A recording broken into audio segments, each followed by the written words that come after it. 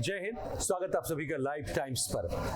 अनुराग कश्यप को आप भली भांति जानते हैं और उनका विवाद भी आप जान रहे होंगे। उन्होंने जो अपने श्री मुख से बातें कही हैं उसको लेकर के कई लोगों को बड़ी तकलीफ हुई है। उन्होंने एक जाति के व्यक्तियों पर क्या करने की बात कही है मैं नहीं कह सकता यहाँ पर, क्योंकि वो भद्र नहीं माना जाएगा, सभ्य नहीं माना जाएगा। उन्होंने सार्वजनिक तौर पर ये बात कही और इसके बाद से लोगों में गुस्सा है, लोग उन्हें ट्रोल कर रहे हैं। अब समझना ये पड़ेगा कि ये अनुराग कश्यप ने ऐसा क्यों कहा, क्या उनकी मानसिकता है, क्या उनका इंटेंशन है, किस संदर्भ में उन्होंने ये कहा, और अनुराग कश्यप का व्यक्तित्व क्या है, उनका ये माइंडसेट क्या है जो व्यक्ति इस तरीके से सार्वजनिक तौर पर एक जाति विशेष के व्यक्ति के लिए इतने बुरे शब्द का इस्तेमाल कर देता है, जिनकी फिल्में हम देखते रहे हैं। हालांकि उनकी फिल्मों में ऐसे ही शब्दों की भरमार होती है। आप गैंग्स ऑफ वासेपुर को याद कर लीजिए, आप बच्चे क्या लगता है कि किसी के साथ नहीं देख सकते आप, तो इसकी भरमार रहती है।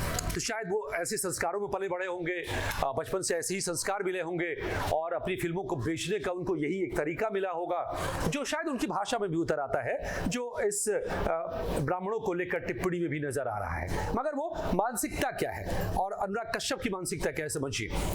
इसको आप ऐसे समझिए, पहली बात तो ये विवाद कहाँ से शुरू हुआ, तो उन्होंने एक फिल्म बनाई है जो समाज सुधारक फूले पर बनाई है, फिल्म नाम फूले नाम से। अब इस पर को लेकर के ब्राह्मण जाति के लोगों ने ऐतराज जताया था कि इस फिल्म में ब्राह्मणों को गलत ढंग से पेश किया गया है और ये मामला सेंसर बोर्ड के पास पहुंचा। सेंसर बोर्ड ने इस पर फिलहाल इसको कुछ सीन्स को काटने की बात कही और फिल्म की रिलीज डेट टली ये प्रक्रिया में है। लेकिन इसी बात से इतने नाराज हो गए अनुराग कश्यप की गाली देने लगे, और गाली भी सेंसर बोर्ड को ही नहीं, ब्राह्मणों को गाली देने लग गए। अब इसमें ब्राह्मण कहां से आ गए भाई, और आज के ब्राह्मण कहां से आ गए, और यहां से दोहरा रवैया भी आपको समझ में आएगा जो उनके व्यक्तित्व का है, दोगलापन कह सकते हैं आप, और ऐसे इस माइंडसेट के कई लोगों में भी आपको नजर आ जाएगा। ये कैसे मैं बता रहा हूं। अब पहली बात तो ये है कि सेंसर बोर्ड ने अगर वहां उसकी अपनी एक प्रक्रिया है, उसके एक पैरामीटर्स है, उसको लेकर के उन्होंने फिल्म से कुछ सीन्स को हटाने की बात कही। ऐसा हमने पीछे कई फिल्मों में देखा है। इंदिरा फिल्म को अभी हाल में फिल्म आई थी कंगना रनौत की, उसमें से भी पंजाब के लोगों ने उस पर आपत्ति जताई, कुछ सीन्स को काटा गया। और जो भी ऐसे संवेदनशील विषयों पर फिल्में बनती हैं उसमें बाकी लोगों की भावनाएं आहत न हो, इसको लेकर के संजीदा रहता है सेंसर बोर्ड, और जरूरत पड़ने पर कुछ सीन्स को हटाने या काटछांट करने या बदलने के सुझाव दिए जाते हैं, और उसी प्रक्रिया के तहत यहां भी किया गया। लेकिन इस बात से अनुराग कश्यप ऐसे भड़के कि ब्राह्मणों को गाली दे बैठे। अब क्या और किस भाषा में, वो मुमकिन है आपने ये पढ़ा हो उनके इस ट्वीट को, लेकिन मैं आपके लिए फिर से एक बार पढ़ देता हूं। जो सेंसर बोर्ड की बात से नाराज होकर के उन्होंने क्या लिखा कि धड़क 2 की स्क्रीनिंग में सेंसर बोर्ड ने बोला मोदी जी ने इंडिया में कास्ट सिस्टम खत्म कर दिया है, उसी आधार पर संतोष भी इंडिया में रिलीज नहीं हुई। अब ब्राह्मण को समस्या है फूले से। भैया जब कास्ट सिस्टम ही नहीं है तो काहे का ब्राह्मण, कौन हो आप। अब यहाँ पे ब्राह्मण को गाली देने की बातें कहां से आ गई आप ये समझिए, जबकि यहाँ पर सारी बातें सेंसर बोर्ड के पास है। आपकी क्यों सुलग रही है भाषा, देखिए ये भाषा मेरी नहीं है, ये अनुराग कश्यप की है। कौन हो आप। अच्छा, या तो आपका ब्राह्मणवाद एग्जिस्ट नहीं करता है। अच्छा, इन्होंने ये भी लिखा कि जब कास्ट सिस्टम था ही नहीं तो ज्योतिबा फूले और सावित्री बाई क्यों थे। या तो आपका ब्राह्मणवाद एग्जिस्ट ही नहीं करता क्योंकि मोदी जी के हिसाब से इंडिया में कास्ट सिस्टम नहीं है। ये सब लोग मिलकर आपको बेवकूफ बना रहे हैं। भाई मिलकर डिसाइड कर लो इंडिया में जातिवाद है या नहीं। लोग बेवकूफ नहीं है, आप ब्राह्मण लोग हो या फिर आपके बाप हैं जो ऊपर बैठे हैं, डिसाइड कर लो। इस भाषा में अनुराग कश्यप लगा था गैंग्स ऑफ वासेपुर को देख करके उस कंटेक्स्ट में गालियों की जरूरत रही होगी, ये क्रिएटिविटी के नाम पर वो गालियां दिखा रहे हैं इस फिल्म में, चलिए स्वीकार कर लिया। लेकिन ये तो निजी तौर पर ही इस शख्स की यही भाषा है। और जिस भाषा में ये बात करते हैं, ये देखिए आप कि आप भाई, डायलॉग का एक तरीका होता है सभ्य समाज में, शिष्ट समाज में, ठीक है। अब आपको ऐतराज है जातिवाद से, आप उस पर ऐतराज कीजिए, आप उठाइए, आपकी जो सो कॉल्ड क्रिएटिविटी है उसके जरिए फिल्मों में दिखाइए, लेकिन आपकी तो निजी भाषा भी उसी तरह की है। और जरा सी रोक टोक की तो आप गाली देने के लिए उतर आओगे। और यही हुआ जब इस भाषा में इन्होंने ब्राह्मणों को लेकर के जो बातें कही, मैंने आपको सुनाया, तो उसके बाद एक यूजर ने लिखा कि ब्राह्मण तुम्हारे बाप हैं, जितना उनसे उलझोगे उतना ही वे तुम्हें जलाएंगे। तो इसी पर अनुराग कश्यप ने हिंदी में जवाब दिया, ब्राह्मण पे मैं बीप बीप बीप करूंगा, कोई प्रॉब्लम? अब इसमें इस हद तक जाना, और जब ये आया रिएक्शन, मतलब ऐसे लगता है कि जैसे तिलमिलाया व्यक्ति हो, ये पागल हो रहा हो, और कोई किसी ने छेड़ा नहीं कि उसको गोली मार देगा। इस भाषा में, इस तेवर में अनुराग कश्यप नजर आ रहे हैं। और इसी के बाद फिर लोगों ने इनको ट्रोल करना शुरू किया। तो उसके बाद जो चीज ये ब्राह्मणों पर करने की बात कर रहे थे, ये खुद ही करते नजर आ रहे हैं आप, डर के मारे। और दोगलापन या दोहरा रवैया मैं इसलिए कह रहा हूं कि इतने डरे भाई साहब कि अब दूसरा एक पोस्ट किया है और उसमें उन्हीं शास्त्रों का हवाला देते हुए कह रहे हैं कि भैया माफ कर दे, शास्त्र में इतना तो संस्कार होगा। क्या लिखा है मैं आपके लिए पढ़ देता हूं। माफीनामा, जो कि माफीनामा कम एक और गाली, जैसा कि संस्कार में बता रहा हूं, इनकी भाषा से, इनकी फिल्मों से, इनके व्यक्तित्व से झलकती है। तो उसी शैली में फिर इन्होंने जो लिखा है वो भी माफीनामा में भी उतनी गाली ही नजर आती है। क्या लिखा है जरा देखिए, ये मेरी माफी है उस पोस्ट के लिए नहीं, बल्कि उस एक लाइन के लिए जो कंटेक्स्ट से बाहर लिया गया और नफरत पैदा हो गई। कोई भी एक्शन या स्पीच इस लायक नहीं कि संस्कार के सरगना आपकी बेटी, अब देखिए शब्दों का इस्तेमाल, संस्कार के सरगना आपकी बेटी, परिवार, दोस्तों और सहकर्मियों को बलात्कार और मौत की धमकियां दे। गलत है, ये उतना ही गलत है जो कि कानून के हिसाब से जितना कि यह गलत है कि आप एक जाति को, पूरी जाति पर इतने गंदे अल्फाज का इस्तेमाल करें और उनको आहत करें। इतना ही धमकी देना गलत है कानून जितना कि आपने किया है जो करतूत पहले। अनुराग कश्यप, जरा इसको महसूस कीजिए। तो इन्होंने लिखा कि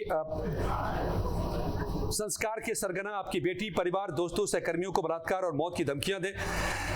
आगे लिखते हैं कि कही हुई बात वापस नहीं ली जा सकती और ना लूंगा, लेकिन मुझे जो गाली देना है दो। मेरे परिवार से ना कुछ कहा, मेरे परिवार ने ना कुछ कहा ना कहता है, इसलिए अगर मुझसे माफी ही चाहिए तो ये मेरी माफी है। ब्राह्मण लोग, औरतों को बख्श दो, इतना संस्कार तो शास्त्रों में भी है। अब यहाँ शास्त्रों का हवाला देने लगे। यही दोहरापन सिर्फ मनुवाद में ही नहीं, आप कौन से ब्राह्मण हो तय कर लो, बाकी मेरी तरफ से माफी। और उसका कैप्शन दिया है, मनुवादियों और गौर संस्कारी ब्राह्मणों के लिए माफी। तो मतलब ये कि जैसे लगता है कि जो ये सरगना शब्द का इस्तेमाल कर रहे संस्कारों के सरगना, तो सारे रैशनलिज्म का सरगना खुद को घोषित कर दिया है अनुराग कश्यप ने कि ये सारी बौद्धिकता का, सारे न्याय का, सारे रैशनलिज्म का के सरगना बन गए हैं ये। और किसी ने तू किया, चू किया इनके सामने तो उसको ये शूट कर देंगे। और ये शूट की भाषा आप इनके पढ़ सकते हैं, देख सकते हैं। अब ऐसे लोगों की विडंबना ये होती है जातिवाद अतीत में बीमारी के तौर पर और आज भी एग्जिस्ट करता रहा है हमारे समाज में, इसमें कोई शक नहीं है। अगर हिंदू समाज की एक सबसे कमजोरी और सबसे बड़ी बीमारी है तो वो जातिवाद है, वाद, समझिएगा इसको। लेकिन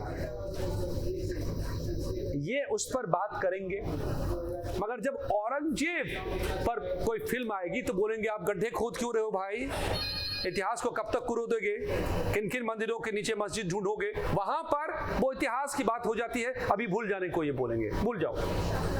भले सीलमपुर में सबको घर बेचने पर मजबूर हो जाना पड़े, उनको कट्टा लेकर के घूमती एक लड़की चाकुओं से गोदकर मार डाले और 7वीं हत्या हो जाए वहां पर और लोग वहां से पलायन करने को मजबूर हो जाएं, नहीं, वो इतिहास की बातें थी, औरंगजेब को भूल जाओ।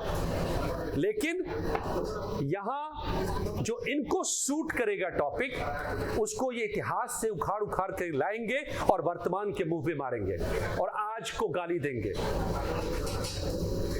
ये दोगलापन नहीं है तो क्या है? और आप कैसे ठेकेदार हो गए गाली देने के? कौन हो आप? Who are you?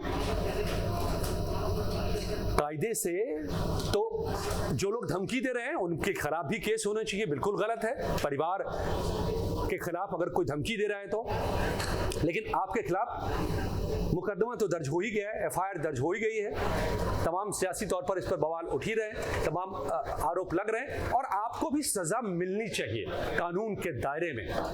इस देश में कोई भी, चाहे सीलमपुर में कोई खड़ा हो या गाजीपुर में या शामली कैराना में या अनुराग कश्यप, हर कोई कानून के दायरे से बंधा है और कानून के दायरे को लांघोगे तो आपको सजा मिलेगी। और जहां तक बौद्धिक बनने का आपका सवाल है, न्याय का आपका सवाल है, तो जितना आपका हक है कि आप फ्रीडम ऑफ स्पीच का इस्तेमाल करके क्रिएटिव एक्सप्रेशन के तहत आप गाली दोगे फिल्मों में, तो आपको भी गाली देने का फिर दूसरों को हक है। तो आपको क्यों मिर्ची लग जाती है, आपको क्यों आग लग जाती है कि आप गोली AK-47 चलाने पर तैयार हो जाते हो अनुराग कश्यप? तो हर नियम हर किसी पर बराबर लागू होता है, ये मत भूलिए। आप सरगना नहीं हैं कि आपके सामने लोग नतमस्तक हो जाए, इसको भी याद रखिए। अनुराग कश्यप बुद्धिजीवी बनते हैं तो बौद्धिकता में विवाद नहीं, संवाद होता है, डिबेट होता है, डिस्कशन होता है, हर कोई अपनी बात रख सकता है, गालियां नहीं होती हैं। तो समझ लीजिए उन शास्त्रों को जिसे कभी किसी इत्तेफाक से ब्राह्मणों ने और भी जातियों ने सबने लिखा है हमारे यहाँ, तो उनको पढ़ लीजिए ठीक से, उसके मर्म को समझिए। जिसके नाम पर आप गाली दे रहे हो, मैं ब्राह्मण हूं तो ना मुझे इस पर फक्र है और ना ही अफसोस है, मैंने चुना नहीं अपने जीवन को, अपने जन्म को। आप मुझे इसलिए गाली दोगे, आप मुझ पे वो करोगे जो आप लिख रहे हो, क्यों भाई? मैंने क्या तुम्हारा बिगाड़ा? जैसे आप कह रहे हो ना कि उन शास्त्रों के नाम पर मेरी बीवी बच्चों को मत गाली दो, धमकी दो, ऐसे मैं पूछ रहा हूं कि अगर मैं किसी ब्राह्मण के घर में पैदा हो गया तो तुम मुझे गाली दोगे? वाई? और ये मैं निजी तौर पर अपने लिए नहीं कह रहा हूं, उन तमाम लोगों के लिए जिनकी भावनाएं आहत हुई हैं। तो who are you to abuse? कौन हो तुम गाली देने वाले? तो इसकी सजा होनी चाहिए, एफआईआर दर्ज हुई है और कायदे से जो भी कानून के हिसाब से होना चाहिए आपका इलाज, वो आपका भी होगा। लेकिन आपके लिए सबक ये है कि आप पहले रैशनल खुद बन जाइए, फिर रैशनैलिटी की परिभाषा दुनिया को सिखाइएगा। अनुराग कश्यप, आप लोग क्या सोचते हैं? आपको क्या लगता है? आप जरूर अपनी राय हमें बताएं। वीडियो को लाइक कर, अगर पसंद आई हो तो शेयर कीजिए अपने दोस्तों के साथ। बहुत बहुत धन्यवाद दोस्तों।